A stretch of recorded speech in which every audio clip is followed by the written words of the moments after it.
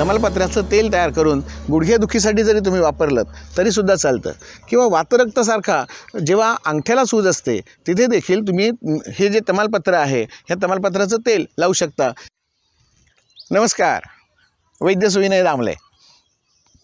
घरातला दवाखाना जो असतो ना, हा स्वयंपाकघरामध्ये त्याचा अगदी ठासून माल भरलेला असतो। मिसळण्याचा डबा, आमच्या आईचा हा शब्द आहे। मिसळण्याचा डबा म्हणजे फोडणीचा डबा। फोडणीचं सगळं साहित्य ज्याच्यामध्ये ठेवलेलं असतं तो डबा। त्याच्यामध्ये मोहरी आहे, हळद आहे, हिंग आहे, मिरची पूड आहे, गरम मसाला आहे, मेथी आहे, हे सगळं जे त्याच्यात ठेवलेलं असतं तो जो फोडणीचा डबा असतो त्याच्यामध्ये काही पानं असतात। अहो, आजच्या पुढच्या पिढीला या पदार्थांची नावं ओळखायला येत नाही आहेत, स्वयंपाकघराशी कधी संबंधच नाही। अहो, मी अशा काही बायका महिला बघितलेल्या आहेत जे लग्न होऊन त्यांना 2 मुलं होईपर्यंत त्यांना घरामध्ये जेवण करायचं असतं हे माहीत नाही। ही अतिशयोक्ती मी नाही सांगत आहे, व्यवहारात मी बघतोय ते मी तुमच्याशी शेअर करतोय। परंतु आमच्या गुरुकुलामध्ये आमचा गुरुकुल पालक परिवार नावाचा भारतीय शिक्षण देणारा आणखीन एक गट आहे, जसा आपला आरोग्याचा गट आहे तसा। त्या गटामध्ये एका भगिनीने असं सांगितलं की लग्न होईपर्यंत किंवा त्याही नंतर मी स्वयंपाकघरात कधीही गेलेलं नाही। माझं सगळं शिक्षण कॉन्व्हेंटमध्ये झालं, अभ्यासासाठी वेळ मिळाला पाहिजे म्हणून आम्ही घरात कधीही पाऊल टाकत स्वयंपाकघरामध्ये गेलेलोच नाही, बाहेरनंच सगळं आम्ही आणत होतो आणि जेवत होतो। मला 2 मुलं होईपर्यंत देखील आमच्या घरात हीच परिस्थिती होती। त्यामुळे या मुलांना ही कडधान्य काय असतात, त्यांचे रंगरूप वास चव काय असते, किंवा या फोडणीच्या साहित्यांची ओळख कधी नसतेच।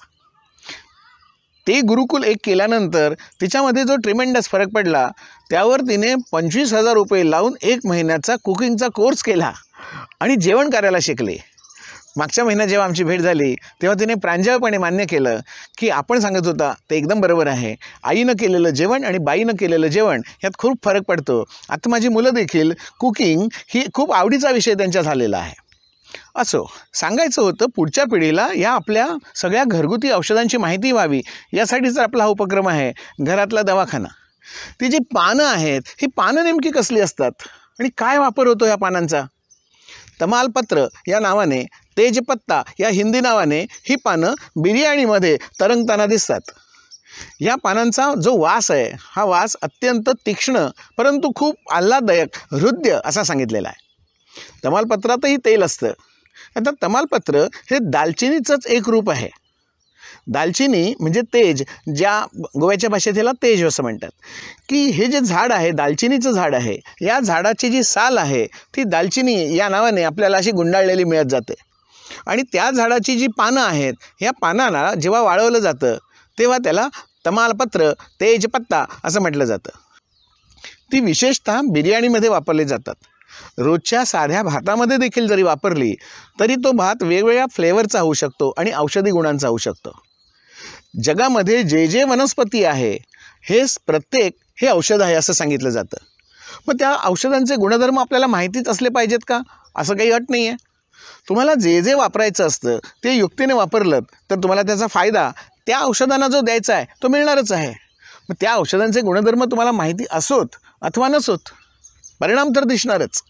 तसं हे जे तमालपत्र आहे हे तमालपत्र आपण वासासाठी जर वापरायचं ठरवलं तर ते बिर्याणीमध्ये फोडणीच्या भातात नाही का वापरता येणार?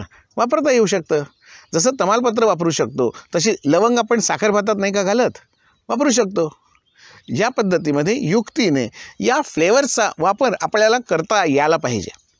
अनेक दाक्षिणात्य पदार्थ जे आहेत ह्या पदार्थांमध्ये देखील ह्या तमालपत्राच्या पावडरचा वापर केला जाऊ शकतो। बिर्याणीमधलं हे हमखास दिसणारं पान असतं। ओलं पान जर मिळालं तर त्याचा रंग आणखीनच खुलून दिसतो। सुकं पान वापरलं तरीही चालू शकतं। कुठे वापरता येतं? चेस्ट पेन, हृदयातली जी धडकन किंवा जिथे खूप वेदना होत असतात त्या ठिकाणी हे तेजपत्र आपल्याला वापरलं जाऊ शकतं। हृदय असा ज्याचा उपयोग सांगितलेला आहे त्याच्यातलं जे उडनशील तेल आहे हे तेल तुमच्या स्रोतसांमध्ये अडकलेला कफ, चिकटा, मळ, आम बाहेर काढायला, पुढे ढकलायला मदत करत असते। उष्ण, तीक्ष्ण अशा वासाचं हे जे तेल असतं हे तेल तुमच्या नसांना मोकळं करतं। मेंदूकडनं मानेकडे येणाऱ्या शिरा असतात, पृष्ठवंशाकडे जाणाऱ्या शिरा असतात, पाठीमध्ये येणाऱ्या शिरा असतात किंवा पुढे छातीच्या बाजूने येणारे जे मसल्स असतात, यामध्ये असलेला जो अवरोध आहे अवरोध कसला? आमाचा, न पचलेल्या अन्नाचा, निर्माण झालेल्या गॅसचा आणि अडकलेल्या कफाचा जो अवरोध असतो, हा अवरोध बाहेर काढून टाकण्यासाठी या तमालपत्रातल्या या उडनशील तेलाचा योग्य रीतीने वापर केला जाऊ शकतो. जास्ती प्रमाणात वापरलं तर पित्त प्रकोप होण्याची भीती असते, त्यामुळे जास्ती प्रमाणात हे वापरायचं नाही आहे. जास्ती प्रमाणात वापरलं तर ते बिर्याणीचा वास देखील इतका बिघडून जातो की जे आपण फायद्यासाठी वापरतोय त्याचंच नुकसान व्हायला सुरुवात होत असते. कोणताही पदार्थ वापरत असताना युक्तीने आणि पूर्ण त्याचा विचार करूनच वापरायचा असतो. तमालपत्राचा वापर देखील आपण जर युक्तीने केला, तमालपत्र तेलात तळल्यानंतर जो तेल आहे हे तेल देखील तमालपत्राचं तेल होईल. मग हे तेल देखील तुम्हाला बाहेर न लावण्यासाठी अतिशय चांगलं वातासाठी वातनाशक तेल म्हणून वापरता येऊ शकतं. तसे आपले सगळेच मसाल्याचे पदार्थ जेव्हा तेलात तळले जातात तेव्हा ते जे तेल असतं हे अत्यंत चांगलं वातनाशक तेल आहे. बाहेरची महागडी तेल घेण्यापेक्षा घरातच तेल तयार करावं.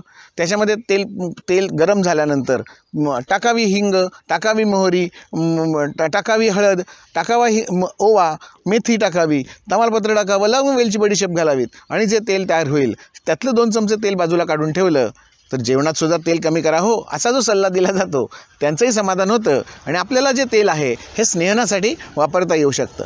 थोडीशी युक्ती वापरली तर आपल्याला फायदे नक्कीच चांगले मिळत असतात.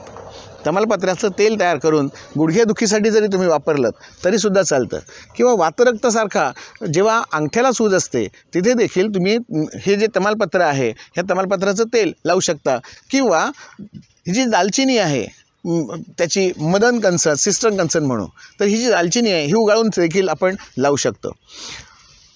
रेग्युलर भात करत असताना देखील पाणी जेव्हा आपण आधण आणतो उकळतं तेव्हा त्याच्यामध्ये ही 2 तेजपत्र म्हणजे तमालपत्र जर टाकून ठेवली तर त्याचा चांगला वास किंवा त्यातला तेलाचा अंश ह्या गरम पाण्यामध्ये देखील उतरत असतो.